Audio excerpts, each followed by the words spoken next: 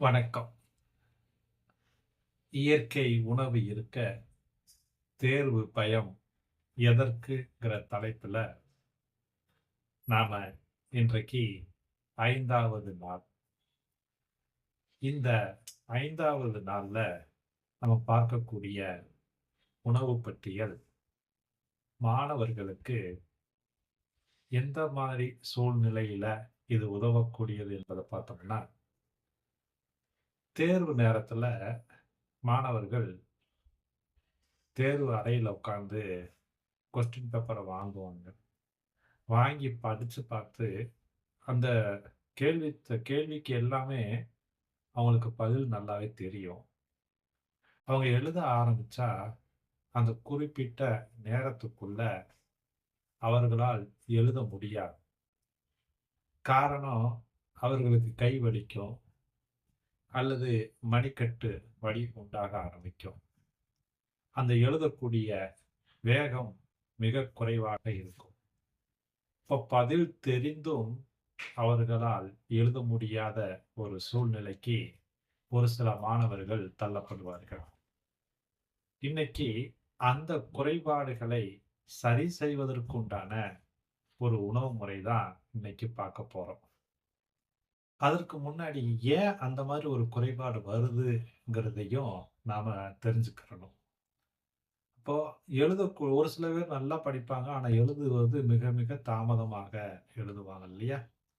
அதற்கு காரணம் அவங்க உடல் ரீதியாக போதுமான அளவுக்கு மெக்னீசியம் சத்தும், போதுமான அளவுக்கு இரும்பு சத்தும் பற்றாக்குறையாக இருக்கின்ற காரணத்தினால, அவங்க உடம்புல நீர்ச்சத்து பற்றாக்குறை இருக்கின்ற காரணத்தினாலையும், 3வது தேர்வு பற்றிய பயம், பதற்றத்தின் காரணமாகவும் இந்த குறைபாடுகள் எல்லாம் வரும்.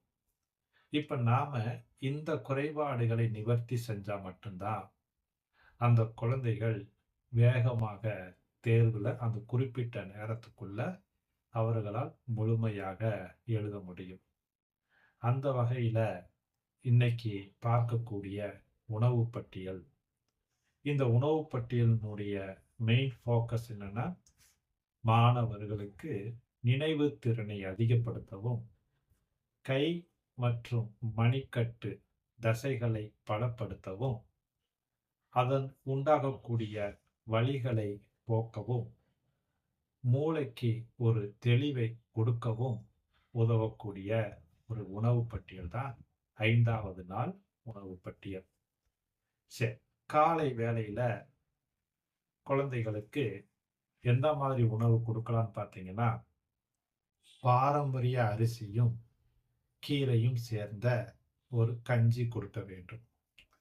பாரம்பரிய அரிசி என்று பார்க்கும் பொழுது, எந்த பாரம்பரிய அரிசியை நம்ம எடுத்துக்கலாம்னா, பூங்கார் அரிசியும், கீரை என்று பார்க்கும் பொழுது, மணத்தக்காளி கீரையும் நாம எடுத்துக்கலாம். அப்ப இந்த கஞ்சி எப்படி இருக்கணும்னா, ரொம்ப திக்கா செய்யக்கூடாது. ரொம்ப தண்ணி மாரி இருக்கணும். அதற்கு இந்த கீரையும் பொரியலாக எடுத்துக்கொள்ளலாம். அப்ப இந்த கஞ்சி செய்வதற்கு தேவையான பொருட்கள் என்னன்னு பார்த்தீங்கன்னா, பூங்கார் அரிசி.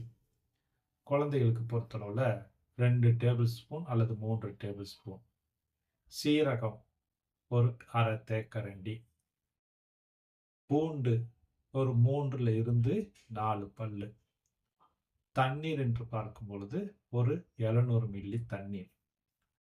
மணத்தக்காளி கீரை ஆய்ந்தது ஒரு 1/2 கப்பு. அதாவது ஒரு 50லிருந்து 75 கிராம் அளவிற்கு.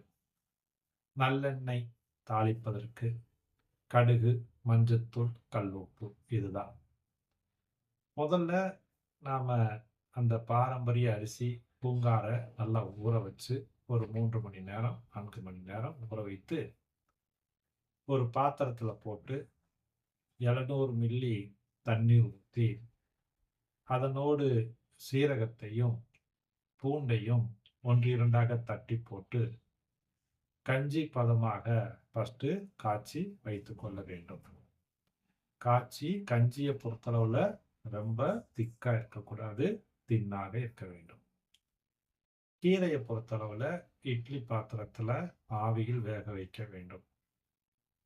அதுக்கடுத்து ஒரு வாணலியை எடுத்து நல்லெண்ணெய் ஊத்தி, கடுகு இதெல்லாம் போட்டு தாளிச்சு, அடுப்ப அணைச்சிட்டு, நீராவியில வெந்திருக்கக்கூடிய மணத்தக்காளி கீரைய போட்டு பெரட்டி, பொரியலாக செய்து வைத்துக்கொண்டு, குழந்தைகளுக்கு காலை வேளை உணவாக பூங்கார் அரிசி கஞ்சியும், மணத்தக்காளி கீரையும் கட்டாயமாக கொடுக்கப்பட வேண்டும்.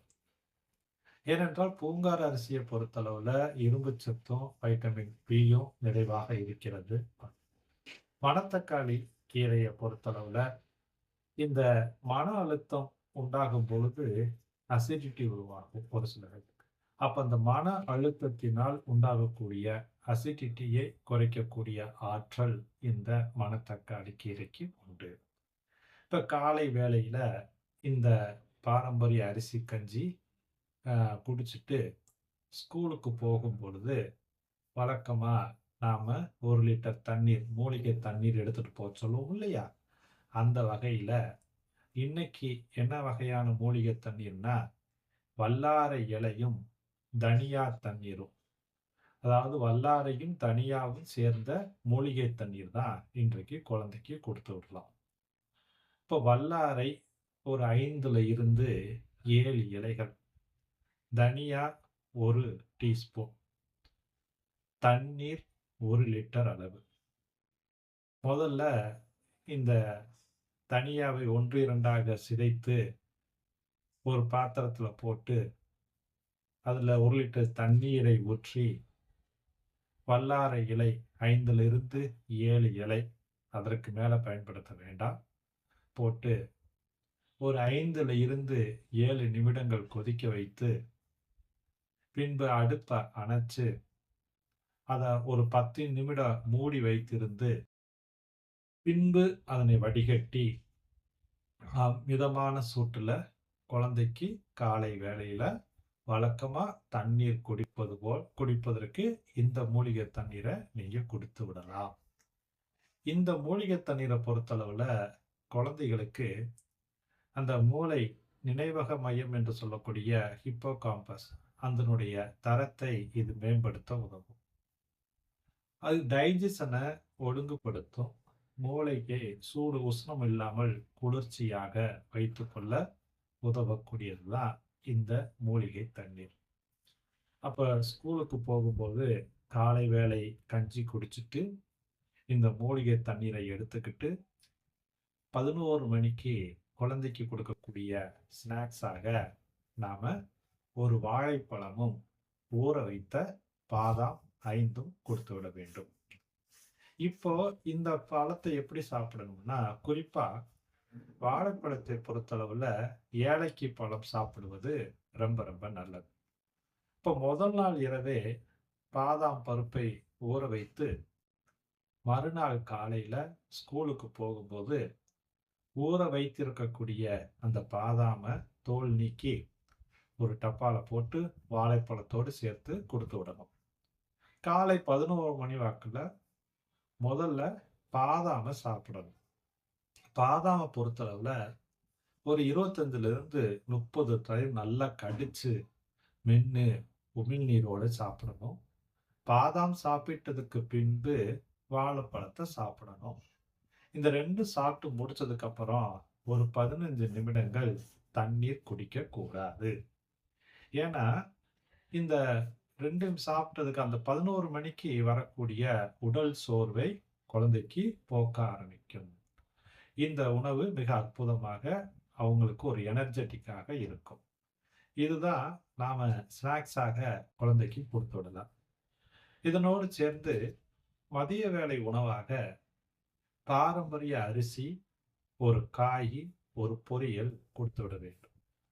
எந்த பாரம்பரிய அரிசிக்கு நம்ம கொடுக்கலான்னு பார்த்தோம்னா, மாப்பிள்ளை சம்பா அரிசியும், அவரைக்காய் பொரியலும், பொன்னாங்கண்ணி கீரை கூட்டும் குழந்தைக்கு கொடுத்து விடலாம். ஏன்னா மாப்பிள்ளை சம்பா பொறுத்தளவுல நம்ம உடம்புக்கு அதிக ஸ்டெமினா கொடுக்கக்கூடியது.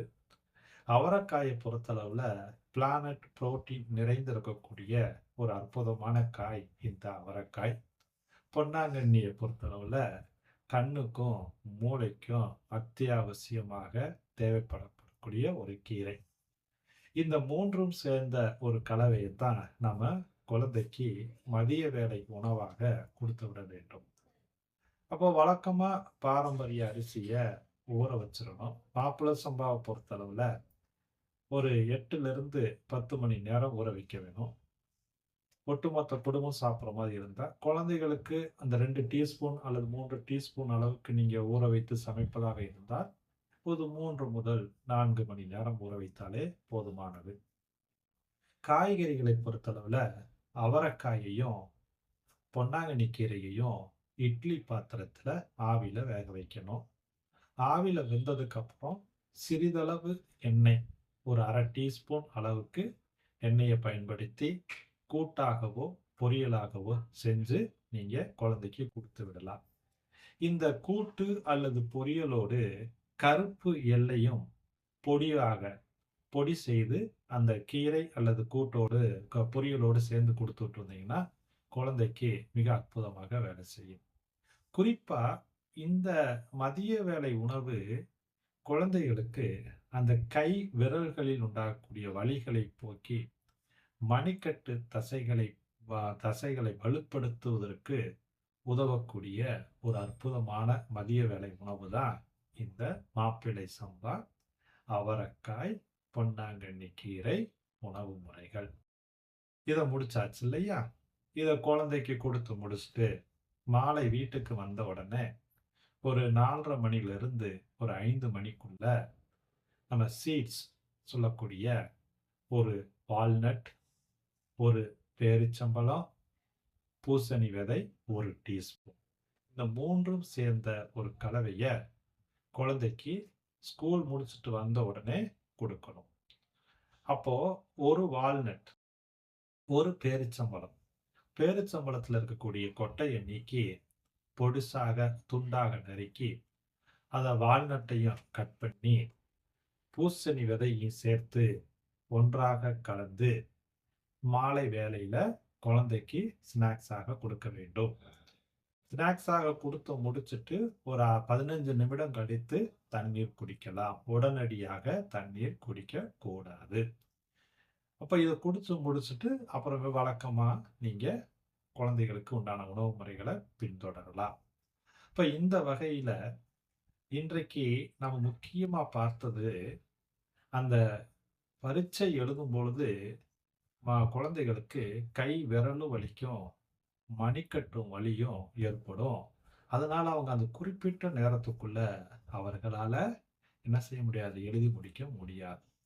அந்த குறைபாடுகளை நிவர்த்தி செய்வதற்காகத்தான் இன்றைக்கு நாம தேர்ந்தெடுத்திருக்கக்கூடிய உணவு பட்டியல். இப்ப காலை வேளையில நம்ம பார்த்தது பூங்கார் அரிசி, மணத்தக்காளி கீரை கஞ்சி, நாள் முழுவதும் குடிக்க வேண்டிய தண்ணீர், வல்லாரையும் தனியாவும் சேர்ந்த மூலிகை தண்ணீர். காலை 11 மணிக்கு நாம குழந்தைக்கு கொடுக்கக்கூடிய பழக்கலவையில வாழைப்பழமும், வாழைப்பழம் சார்ந்த ஊற வைத்த பாதாமும் சேர்ந்து சாப்பிட வேண்டும் என்று சொல்லிட்டோம். மதிய வேளையில ஆப்பிள சம்பாவும், அவரைக்காயும், பொன்னாங்கண்ணி கீரையும், மாலை வேளையில ஒரு வால்நட்டு, ஒரு பேரிச்சம்பழம், 1 டீஸ்பூன் பூசணி விதை. இந்த கலவைய குழந்தைகளுக்கு கொடுத்துட்டு வந்தீங்கன்னா, விரல்கள் பலப்படும், மணிக்கட்டு நரம்புகளுக்கு தேவையான ஆற்றல் மேம்பட ஆரம்பிக்கும், மணிக்கட்டு வலி ஏற்படாது. குறிப்பிட்ட நேரத்துக்குள்ள அந்த குழந்தைகள் முழுமையாக வலி இல்லாமல் தேர்வுகளை எழுதி முடித்து விடுவார்கள். ஓகேங்களா? இன்றைக்கு 5வது நாள் உணவு பட்டியல் பார்த்தோமா? மீண்டும் 6வது நாள் உணவு பட்டியல் நாளை பார்க்கலாம். நன்றி, வணக்கம், வாழ்க வளமுடன்.